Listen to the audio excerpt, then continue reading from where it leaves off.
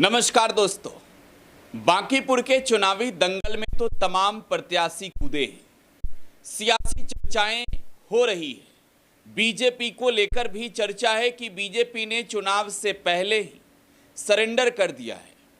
लेकिन बांकीपुर में प्रशांत किशोर क्या पहले नंबर पर रहेंगे, दूसरे नंबर पर रहेंगे या तीसरे नंबर पर रहेंगे?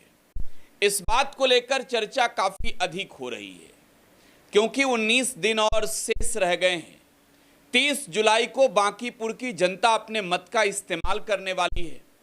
वोटिंग से पहले अब जो चर्चाएं हैं सरेआम आम जनता में, वो चर्चा बदला बदला सा है। देखिए, ये कहा जा रहा है कि जिस तरीके से प्रशांत किशोर बिहार विधानसभा चुनाव 2025 के वक्त बिहार में चुनावी तौर पर हारे थे, अब जब पहली दफे वो खुद चुनाव लड़ रहे हैं तो पटना के बांकीपुर विधानसभा सीट पर भी वैसे ही हार का सामना करना पड़ेगा। प्रशांत किशोर तीसरे नंबर पर रहेंगे, इस बात को लेकर चर्चा हो रही है। तो समझना जरूरी है कि प्रशांत किशोर तीसरे नंबर पर कैसे जा रहे हैं।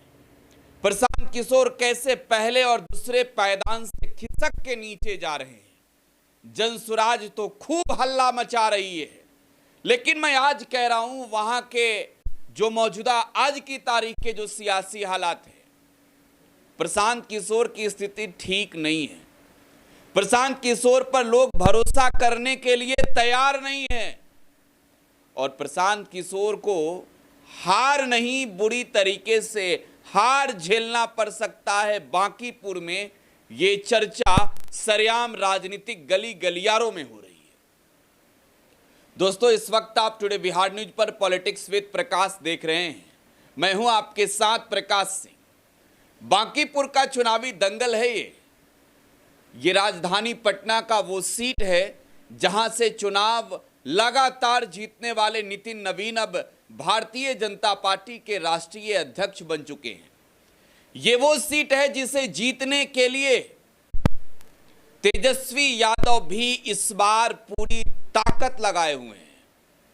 लेकिन इस सीट पर, बांकीपुर विधानसभा सीट पर, प्रशांत किशोर की जो हवा वाली राजनीति चल रही है, ये चर्चा है कि प्रशांत किशोर की स्थिति भले ही मीडिया में, सोशल मीडिया में, चाहे जो कुछ भी क्यों ना हो, बीजेपी से भी बुरे हाल में है। खैर, अब बताते हैं कैसे। देखिए, पहले तो बांकीपुर के बारे में समझ लेना जरूरी है। बांकीपुर के इस चुनावी दंगल को बीजेपी ने चर्चित सीट इस वजह से भी बना दिया कि वोटिंग से पहले ही, नामांकन के बाद बीजेपी के कैंडिडेट ने सरेंडर कर दिया। भारतीय जनता पार्टी ने यहां अभिषेक कुमार बंटी को कैंडिडेट बनाया था। उन्होंने नामांकन पर्चा दाखिल किया और एक बड़ी राजनीतिक षड्यंत्र बीजेपी ने की। बीजेपी ने इस बात को भांप लिया कि बांकीपुर तो हम हार रहे हैं, बाप रे बाप, बांकीपुर हार रहे हैं, मुंह क्या दिखाएंगे बिहार की जनता को, बताएंगे क्या कि राष्ट्रीय अध्यक्ष वाला सीट ही हम गंवा दिए। और अभिषेक कुमार बंटी की सियासी किस्मत पर सीधे तौर पर धारदार हथियार चलाया बीजेपी ने। विधायक बनने का ख्वाब पाले बीजेपी के नेता अभिषेक कुमार बंटी वोट मांग रहे थे। 2 दिनों पहले तक जो खुशियां थी उनके चेहरे पर, इन तस्वीरों से आप समझ सकते हैं कि किस तरीके से वो गम में हैं। और ये राजनीतिक गम, ये सियासी गम अभिषेक कुमार बंटी के चेहरे पर इस वजह से है कि बीजेपी के आला कमान ने उनसे कहा कि नामांकन अपना वापस कीजिए और ये भी कहिए कि हम चुनाव यहां से नहीं लड़ेंगे। तो देखिए दोस्तों, सबसे बड़ी बात यह है कि भारतीय जनता पार्टी इस सीट पर अपना कैंडिडेट बदल के अपने पैर में खंजर मार चुकी है। अब नीरज सिन्हा कायस जाति से ही आते हैं, वो नए कैंडिडेट हैं। लेकिन एक बात तो तय हो गया कि तेजस्वी यादव ने यहां पर विपक्ष की ताकत को मजबूत कर लिया।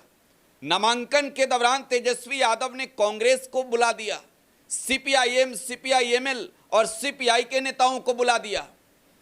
तो महागठबंधन जब एकजुट हो गया तो महागठबंधन के एकजुटता का असर यह हुआ कि बीजेपी ने कहा कि आई दादा, बाप रे बाप, इस सीट पर अब हार कोई नहीं रोकेगा अगर ये कैंडिडेट रहे तो। लिहाजा भारतीय जनता पार्टी ने अभिषेक कुमार बंटी को कहा कि सरेंडर कर दो, हम दूसरा व्यक्ति को टिकट दे रहे हैं। यह तब हुआ जब तेजस्वी यादव के साथ पूरा महागठबंधन उतर गया। बीजेपी को लग रहा था कि कांग्रेस अलग कैंडिडेट देगी, लेफ्ट अलग कैंडिडेट दे देगी और ऐसे में तो वोट बिखर जाएगा। तो इस सीट पर इस बार के चुनाव में प्रशांत किशोर भी दांव आजमा रहे हैं। प्रशांत किशोर भले ही हवाबाजी पॉलिटिक्स में माहिर राजनीति जैसे कर रहे हो, भले वो ये कह रहे हो कि भाई हमारे दबाव से, हम वजह से, जनसुराज के वजह से ये करना, लेकिन हकीकत ये है कि बीजेपी पहले से प्रशांत किशोर के नाम की घोषणा होने के बाद बीजेपी ने कैंडिडेट का नाम नहीं किया, पीके का नाम पहले आ गया था। प्रशांत किशोर से कोई साइड इफेक्ट नहीं था, बीजेपी को कोई असर नहीं है, प्रशांत किशोर का कोई प्रभाव नहीं। यहां पर जो है जनसुराज का असर नहीं बल्कि आरजेडी महागठबंधन उतरा, तो इस वजह से बीजेपी ने कैंडिडेट रिप्लेस किया। यह हकीकत है और यह बड़ी भूल है प्रशांत किशोर का, जो सोच रहे हैं कि वो बांकीपुर के चुनावी दंगल में उतरे इससे बीजेपी को कैंडिडेट वापस करना पड़ा। यह गलतफहमी है उनकी। खैर, अब प्रशांत किशोर को बिहार विधानसभा चुनाव 2025 में उनकी पार्टी जनसुराज पार्टी को इस सीट पर 7700 वोट मिले थे। समझ रहे हैं, 7700 वोट प्रशांत किशोर की पार्टी को मिला था। हम आपको दिखा भी रहे हैं जो चुनावी रहा बांकीपुर का, वो बांकीपुर का रिजल्ट ये कहता है कि प्रशांत किशोर की स्थिति यहां बेहतर नहीं, एकदम बेकार था। प्रशांत किशोर की पार्टी जनसुराज पार्टी को यहां वोट जो है वंदना कुमारी को 4.97% वोट मिला। 3,78,000 वोटर हैं यहां पर जो है पोलिंग हुई है 1,55,421, जिसमें 98,299 वोट जो है मिला बीजेपी को और 46,363 वोट आरजेडी को। 51,936 वोटों से बीजेपी ने जीत हासिल किया था। यह उस दौर में जब भारतीय जनता पार्टी ने बिहार में चुनाव जीतने के लिए सरकारी खजाने का खुलेआम इस्तेमाल किया था, जेडीयू ने किया था। यह उस दौर में हालात हैं। तो 46,000 वोट मिले थे। अब जनसुराज को यहां कितना मिला? 7,700 वोट। तो 7700 वोट वाले प्रशांत किशोर को यह समझिए, इनकी पार्टी जो जनसुराज पार्टी है वो 4% वोट भी हासिल नहीं कर सकी बिहार विधानसभा चुनाव 2025 में। देखिए, हम आपको दिखा रहे हैं, बिहार में सबसे अधिक वोट राष्ट्रीय जनता दल को मिला है। आरजेडी को जो है वो 23.87% वोट मिला, बीजेपी को 20.84% वोट मिला। लेकिन जब आप इसमें नीचे जाएंगे, जनसुराज पार्टी को जो 238 सीटों पर चुनाव लड़ी थी, इस बात को समझिए, 238 सीटों पर चुनाव लड़ी जनसुराज पार्टी को जो है 3.47% वोट मिले और ये कुल वोट जो है 16,77,583 था। 7,41,92,357 वोटिंग हुई थी। वोटर हैं बिहार में, जिसमें 4,92,97,003 लोगों ने वोट किया था।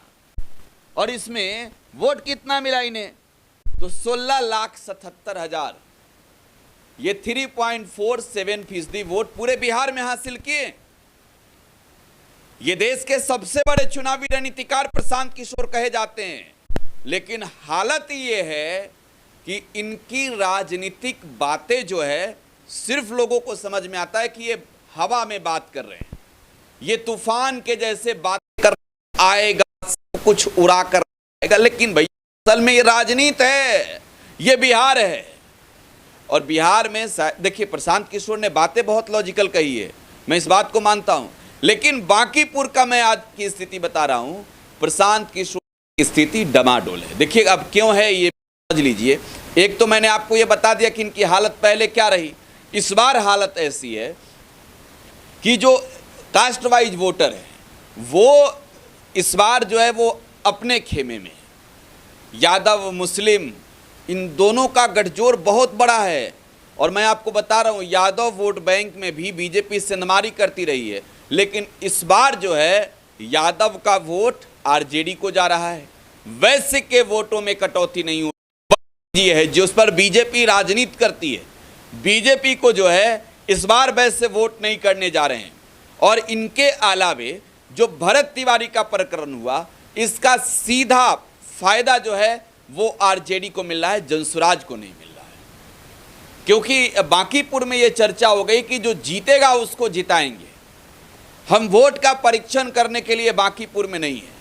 तो बांकीपुर में आज की स्थिति में राजद और भाजपा के बीच सीधी लड़ाई है। जनसुराज इस रेस में है, लेकिन वो मुकाबला जो कहते हैं उस मुकाबले में जनसुराज नहीं है, जहां आमने सामने का सीधा लड़ाई नजर आ रहा। इस रिपोर्ट में बस इतना ही। आप टुडे बिहार न्यूज़ पर बने रहें। धन्यवाद।